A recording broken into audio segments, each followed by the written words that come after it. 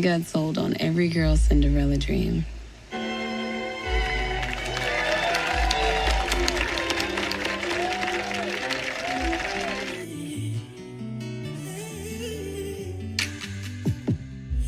got this feeling over me, and it's taking control over me, babe. Ain't no other feeling better with.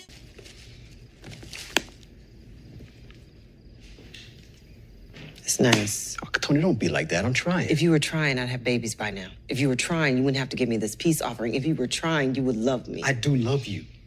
I wonder how come I've never run into you before. It is a bit ironic, huh? Yeah. But you know, I could use a running partner. Maybe we can link up sometimes. Oof. Maybe.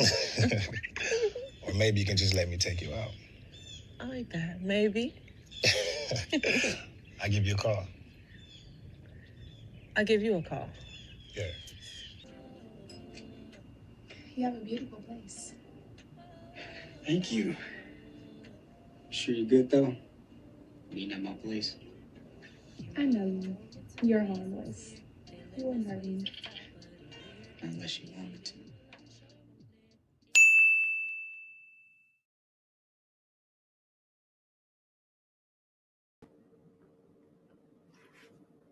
Hello, everyone. Happy New Year. Okay, so I have a question for everyone.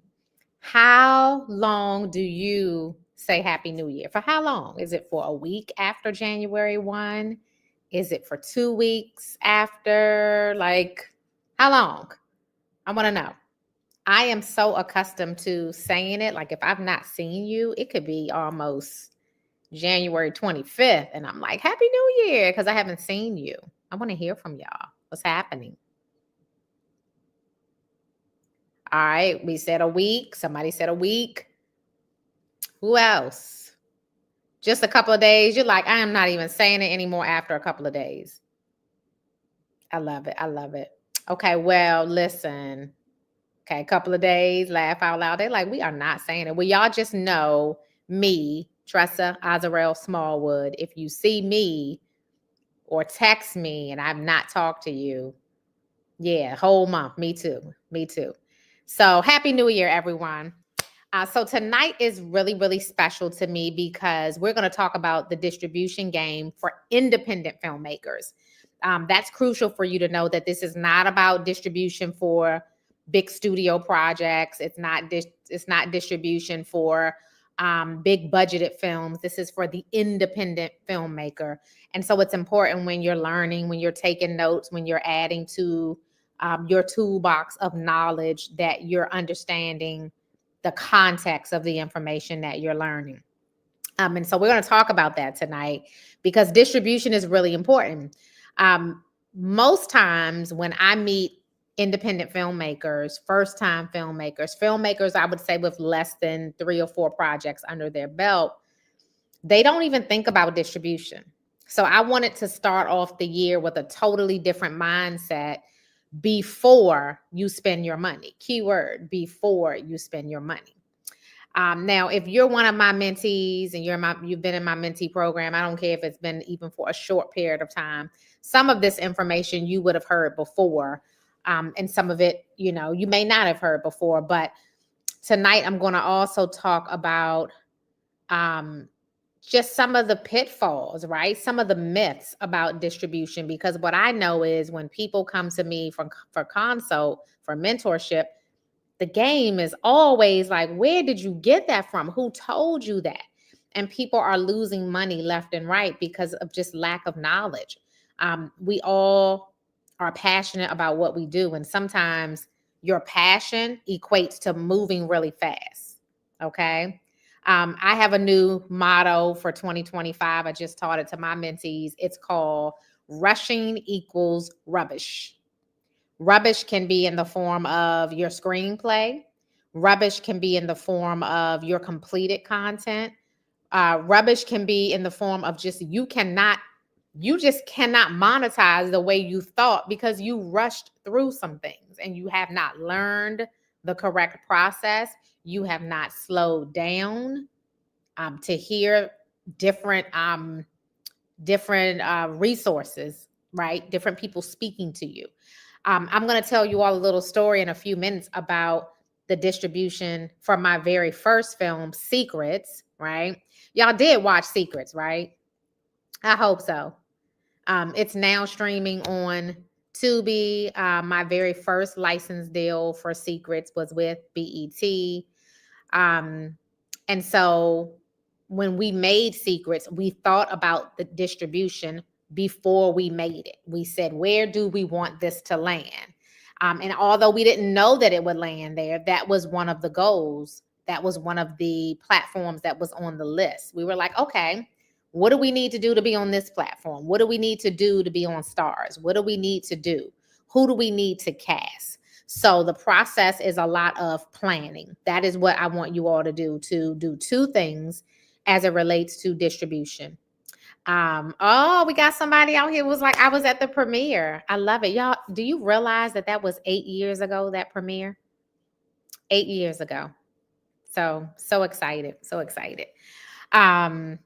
So one of the things that I wanted to tell you all, and I want you to write this down. There are two key areas that I want you all to focus on as it relates to distribution. Gaining as much knowledge as possible and speaking to as many other filmmakers as possible who have gone through the route that you want to take. So I'm not just saying go and ask questions to a filmmaker who's never gotten distribution. But let's say, for example, you want to be on Lifetime and you met a producer who actually was able to get a license deal. And I'm going to go further later on about what a license deal is. But for Lifetime, and their movie is now on Lifetime. Wouldn't it make sense to see if you could network and talk to that producer to find out how did they make it happen? You know, what was your license fee for how many years? What were the contract terms? They may not tell you everything, but relationships are everything. For me, I love talking to other filmmakers just to see what's working, what's not. Who should we stay away from? There should be a do not play with me list. Don't do it. Do not play with me list. Those are people that you are not going to engage with. Those are people that are known scammers out here in the industry.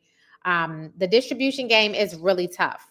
I will tell you, I'll go back to Secrets for just a second and tell you that one time I saw Secrets on a platform overseas and I did not sell license to them or give them the authority to play it. So that's why I said there are some scammers out here and you do have to watch it. Okay.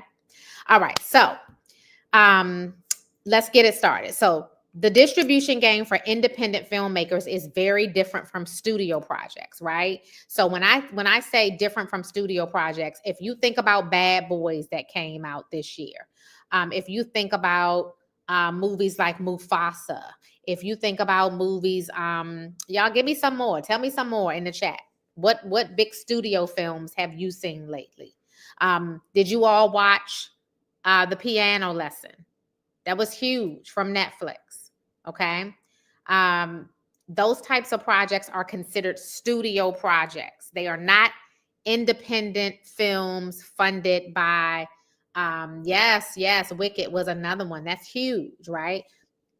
I'm not talking about those types of movies. And I want to make it clear so that when you're in the mix and talking about your independent film projects, you're being specific to the types of projects that you're looking for, that you're funding, that you're looking for distribution for. Okay. So we're talking about independent films. Independent films, y'all, can range literally from $1,000 to, even $1 million. An independent film. I've seen some independent filmmakers spend $2 million. But typically the big budgeted films where you're going to see them go theatrically, where they're going to have a huge marketing budget, where they're going to pull out all stops, bells, whistles. It's a studio behind them. And that is not what we're discussing today. Copy that? All right. So I want to start talking to you all about what you need to learn about the current distribution game. Distribution 10 years ago is very different than what it is today. Okay. Again, started with my very first movie, Secrets. We shot it in 2015 and we actually finished the edit at the end of 2016. We got our first license deal in 2017. Okay. Aired on BET in 2017 for the very first time. All right. Distribution game back then, very different. However, I'm going to talk to you a little bit about it and share something about what happened. Okay. But I'm going to also share some do's and don'ts and what you should and should not do. Okay. So there are two ways to get distribution. All right. If you're an independent filmmaker, the first way that you can do it is you can try to get a distribution deal, right? Where you can get a distributor. That is somebody seeing your work. And I'll give you examples of ways that you can meet these kinds of people later. But that's one of the ways that you can get distribution, is seeking out a distributor. Okay. You got to know that most distributors are going to charge high fees for their services. Okay. So once they charge those fees, because they got to get paid too, right? It's a business for them. And they're not just going to take your film and just make sure you get all the profits. They're going to charge a lot of different fees to get you out there. Okay. So absolutely, it has pros and cons, and you need to know what those are. All right. So if you have and this is for completed projects that I'm talking about right now. I'm not talking to the screenwriter who has a script or a treatment ready to go. I'm talking about people who have completed films. You've already shot this film. You've wrapped it up in a bow. You're now looking for distribution. Okay. So you can sell or license your project to a distributor where they're going to take over, right? They're going to give you an agreement, and their job is to get this movie out to the world, right? So they're going to find you whatever deals that they can. They might take you theatrically. They might take you to a SVOD streamer and skip the theatrical. It all depends on how good your movie is, what talent is in your movie, the marketability of your movie. Every project will be evaluated based on what it is. So it's going to be different. So what if you are a filmmaker and you have two projects? Let's say you have two movies. You got one, maybe you got a series, whatever your project is. Whatever the distributor does for one could be very different from what they do with the next one, because they're going to evaluate these projects differently. Okay. So you go to this distributor. Okay. And I'll come back and I'll respond to these later. Right now, I'm going to kind of just stay with the program to make sure you get the information. Okay. So I want y'all taking notes, and then I'll have you all put your questions on the screen. So if you think about it, right, their job is to get this movie out into the world theatrically, through cable, linear, SVOD, AVOD, whatever it is, right? But when you go to a distributor, you have to be armed with knowledge. Again, you're going to the distributor with a completed project. Okay. I have to keep saying it because sometimes I know it takes a minute for you to be able to process. It's a lot of information. This is why you should study the industry regularly if you're going to do this, or you're going to end up wasting your money. Okay. All right. So that's one way, right? And I'm going to circle back on what you need to look for when you're with this distributor. But I want to just be clear. You have a finished project, right? Let's just say everybody here. Is there anybody here right now? You can just say me. You have a finished, completed project. You've already shot it. It looks good. You've probably watched it 10,000 times, and it's a feature film, right? If there's anybody that has that right now, you can say me. If not, I'll be able to take a look at who has some later. But I'm speaking to the person who has a completed project. So we just said your first choice is you can seek out a distributor. They're going to take your completed project. Their job is to get it out to the world, right? Get it out to market, find the deals. When you go with a distributor, you don't need a lot of relationships. You don't need, because you're not going to be the one doing the hard work. You're getting the distributor because they are the ones who have the relationships, can get your project seen, get it in the door. They are going in looking for a yes or a no, and they're going to fight for you, right? But again, there's a cost to that, and we'll talk about the cost later and the cons to that. The second thing you're going to do if you're an independent filmmaker and you have a completed project and you're now looking for distribution, you can use your own relationships, and you can start doing the job of networking and talking to people. And hopefully you've already been out there to film festivals, you've met some people, and now it is your job where you're going to self-distribute, right? You got to be built for that. If you're going to self-distribute, You got to have some knowledge, right? Where you've taken the time to learn this information so you can speak clearly to someone about what you want. You can't go in the door with a project that you spent $4,000 on and ask somebody for $1 million. The two don't go, it just don't go together, right? So you got to have enough knowledge about what you feel your project, what the value of your project is. You got to understand terms. You've got to understand a lot of this if you're going to self-distribute, right? And you're going to pitch directly to cable platforms, SVOD platforms, any network you can think of. This is not going to be an easy task. So while I'm smiling, see our pearly whites? While I'm smiling, this is not an easy task. It can be done. It can be done. You can do it, but you have to have what? Keep trying to tell y'all, you have to have knowledge. All right. And you have to spend some time learning, which is why you're here. Right. If you all have not watched every single session that I've done under Real Success, you need to go back when we hop off of here and watch them all. Okay. Go watch them all and send it to a friend. Send it to a filmmaker that you know, send it to a producer, send it to a director. Okay. Yeah. We're live every first and fourth Tuesday of the month. Okay. But it's really, really important for you to understand that you can't just listen to this session, right? Because typically I tell filmmakers, you should be thinking about distribution when you're in your planning stages. When you're in pre-production, you're thinking about distribution. You're not just going to go spend your money, shoot as an independent filmmaker without having a plan and starting to talk those things through, okay? So I want to jump back. I just gave you all 2 things that you can do if you're an independent filmmaker to get distribution. You're either going to look for a distributor. That means somebody's going to do it for you, right? And I'm going to take you through again how to find those later.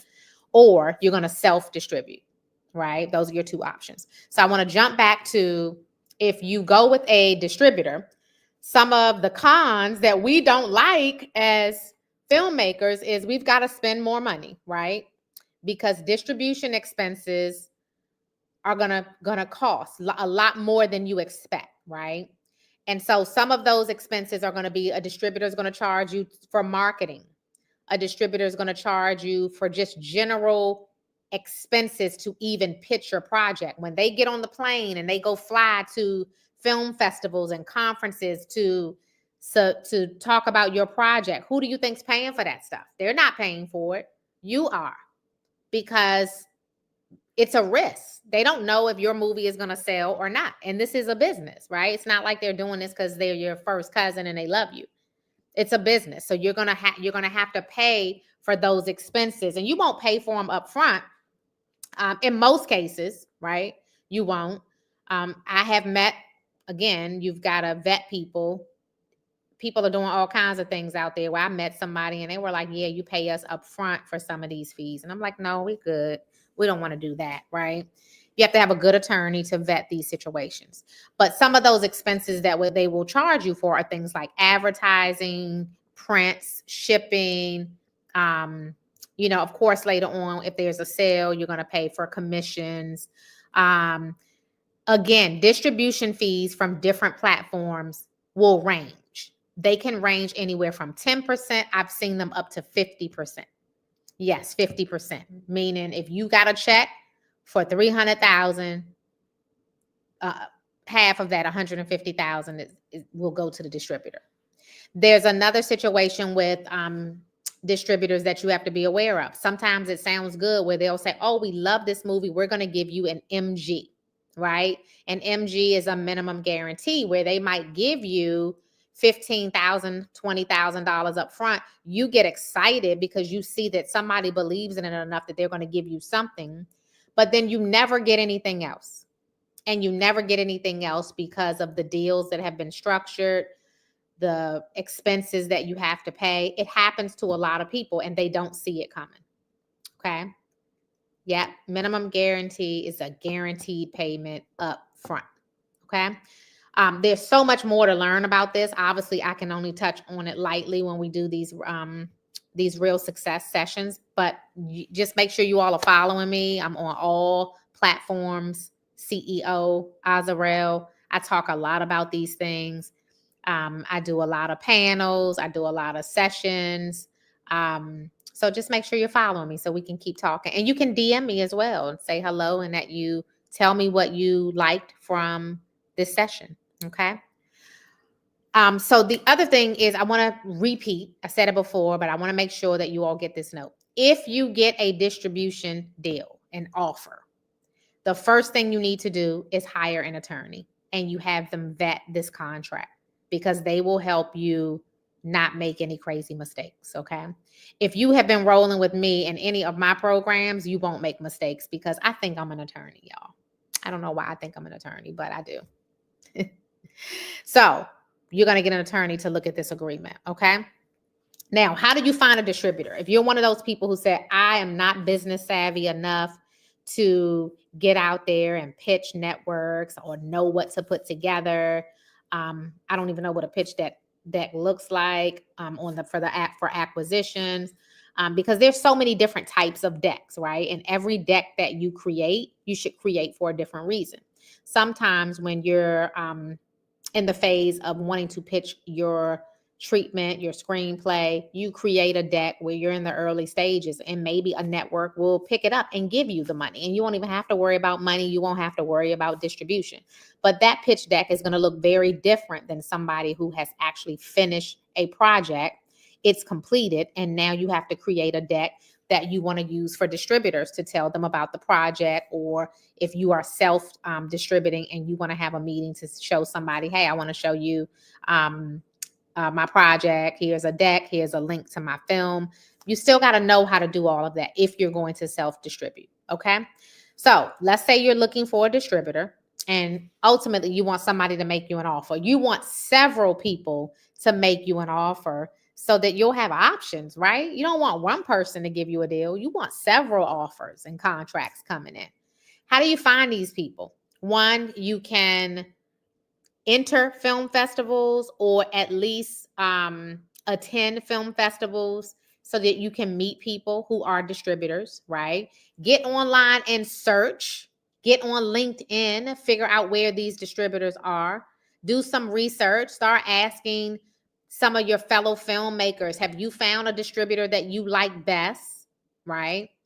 I personally don't ever give recommendations because if they are not who they say that they are, I would feel bad. I tend to tell people, if you find somebody and you want to run them past me, I can tell you what I've heard.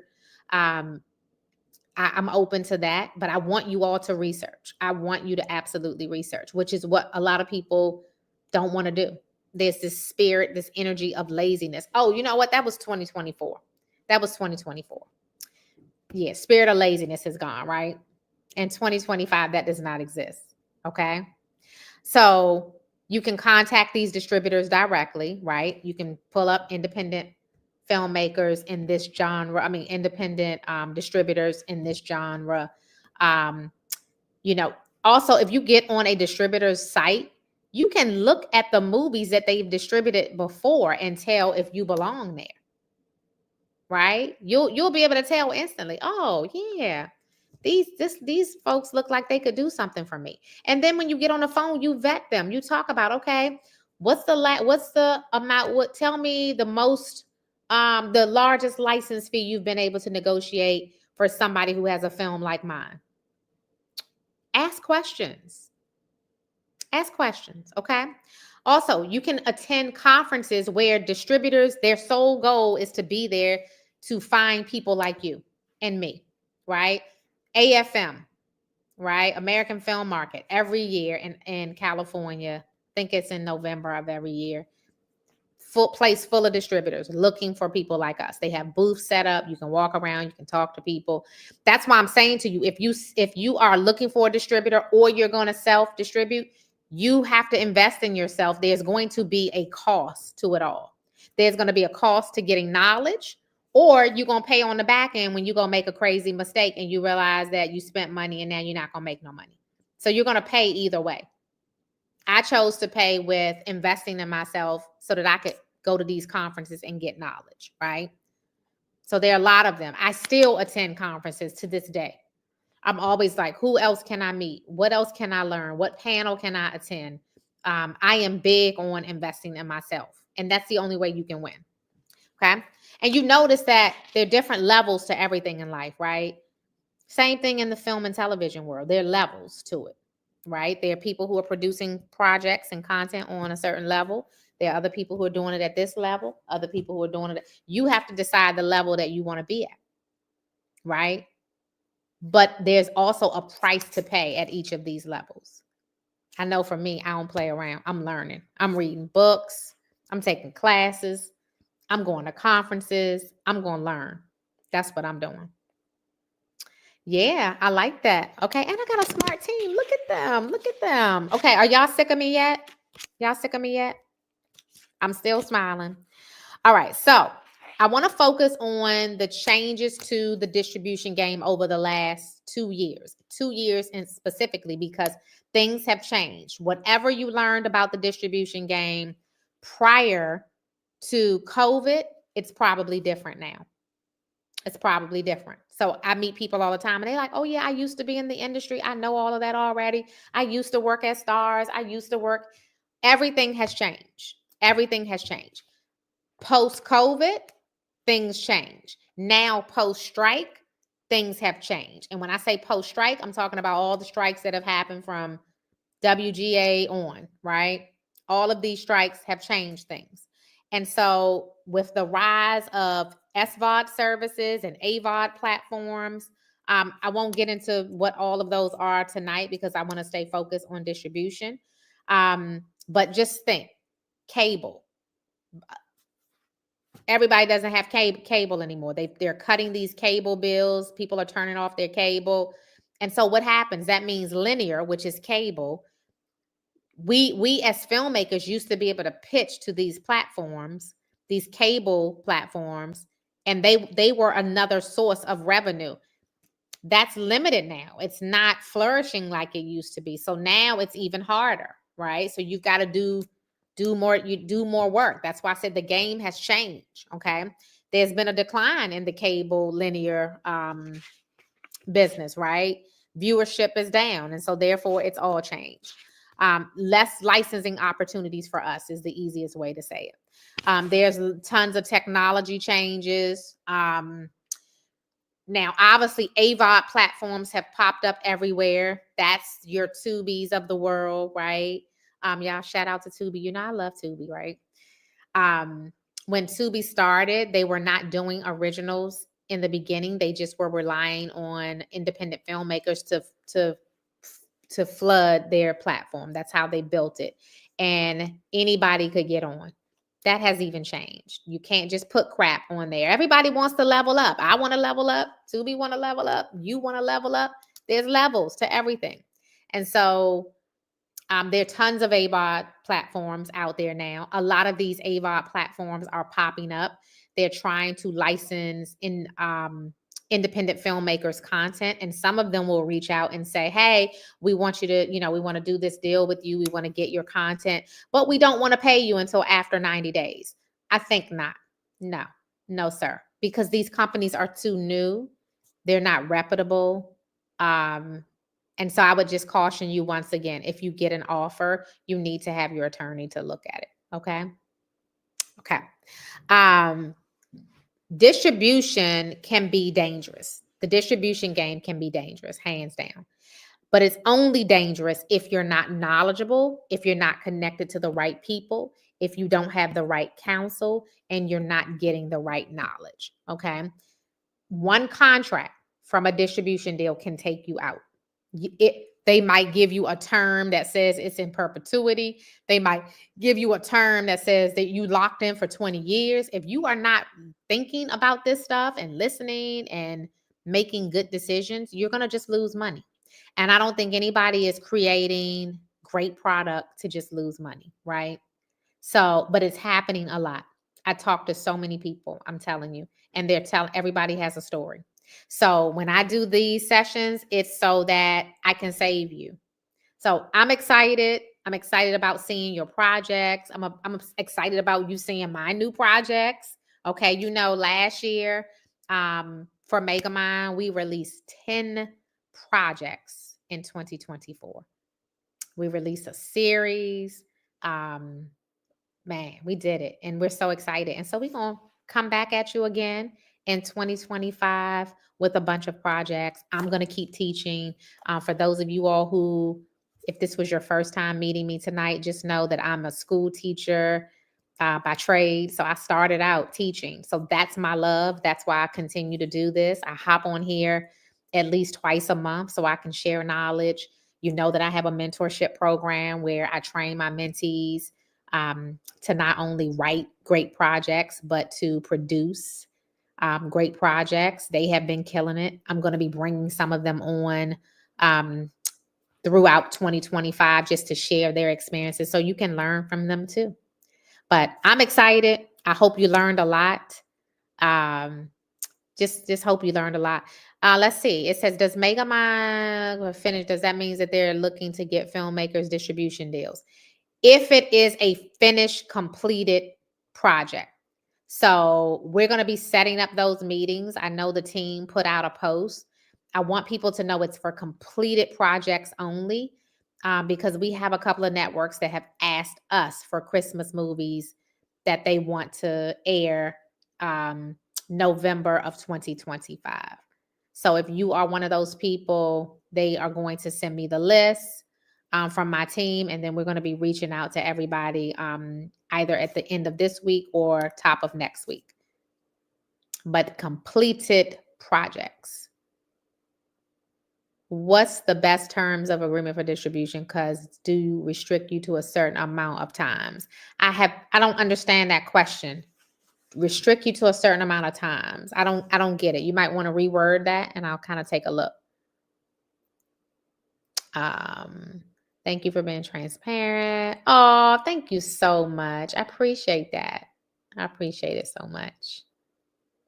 All right, I'm gonna see if that question comes back up before I let you all go.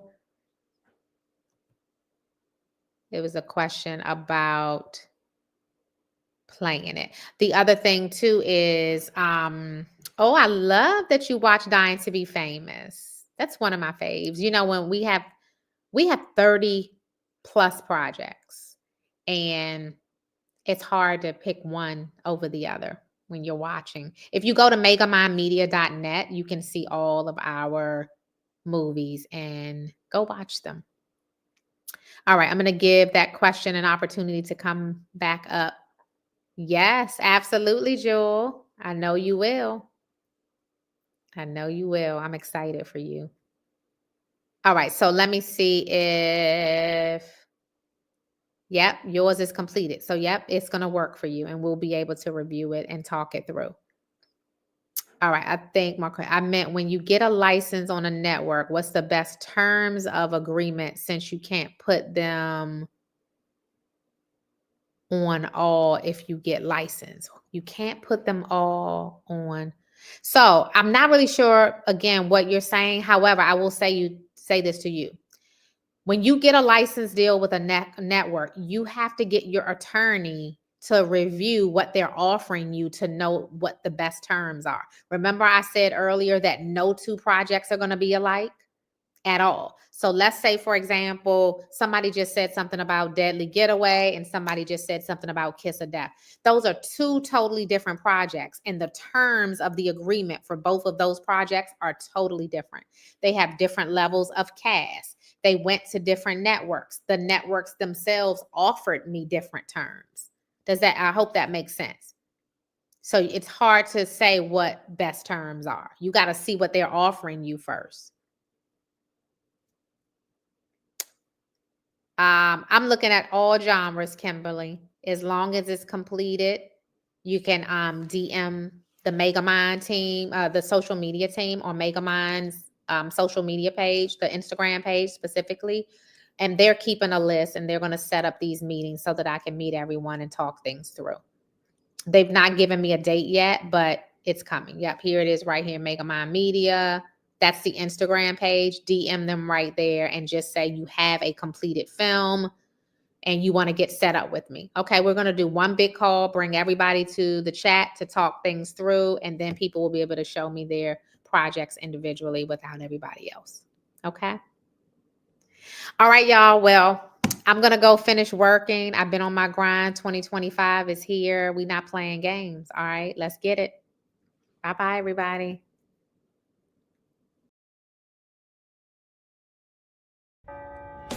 Six weeks ago, I was laid off from my job, and I'm going to stop living with my boyfriend.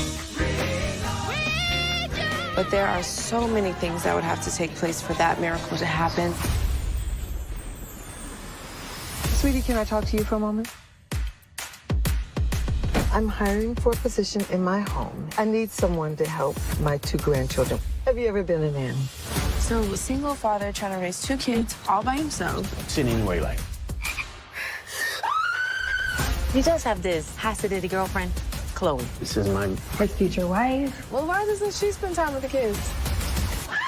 She touched me with her gold digger hands. My late daughter-in-law, she swore by the acoustics in this room. Quentin would play the piano and she would sing. Nobody touches that piano. No one sings in this house anymore. There's so much love inside of you, but you've been withholding it. You were with her all day? She's here to get close to the kids. And you're falling for it. Life isn't fair. And no matter what you do, bad stuff is still gonna happen. Sometimes you just have to know that God is going to make everything okay. I was so locked into the pain of the past that I couldn't see the future. You think you're just going to waltz in here with your singing and Quentin's just going to fall for you? Montana.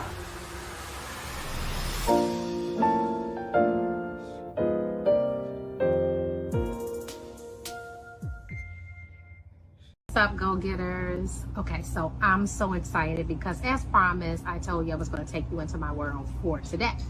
This is my office right now at this beautiful location that we're filming in. But Megamind is on the move, honey. I want to highlight all of the producers who are on the ground making it happen for us today. Take a look. Guys, welcome to Married to a Baller Day 2. We are here at our new location. You guys better be ready. We have some great things happening. Let me tell you, we better watch out because we're taking over, guys. On the set of Married to a Baller, we're filming at a hotel today.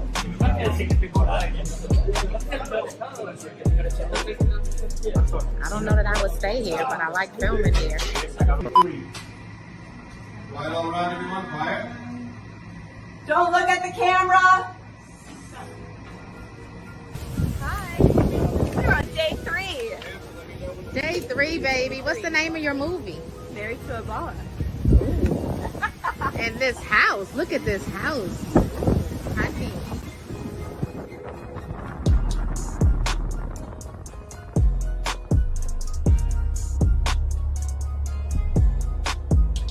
Sam, we back together again? Back here. You out here killing it? Trying. Miami, Florida, baby. Hey, we're here on the set of Indica Road, baby, making movie magic. Donna Christopher here. We got Reggie over here. What up, the people is catering?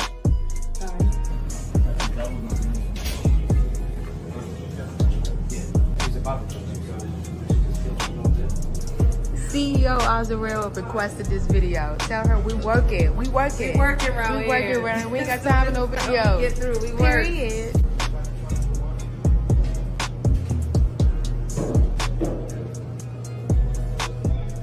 I need y'all to come with me so I can show you what's happening here and introduce you to some of our people.